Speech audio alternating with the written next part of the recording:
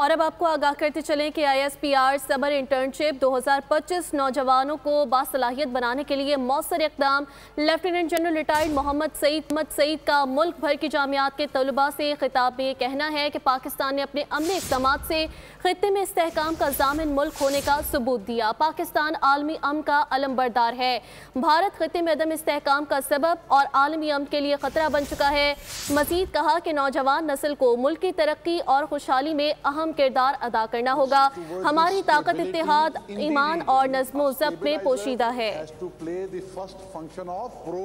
आपको आगाह कर रहे हैं ISPR समर इंटर्नशिप 2025 नौजवान नस्ल को बासलाहियत बनाने के लिए मौसर इक़दाम।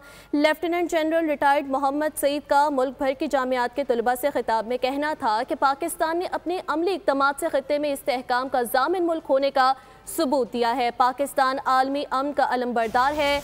भारत खित्ते में अदम इस्तेहकाम का सबब और आलमी अमन के लिए खतरा बन चुका है।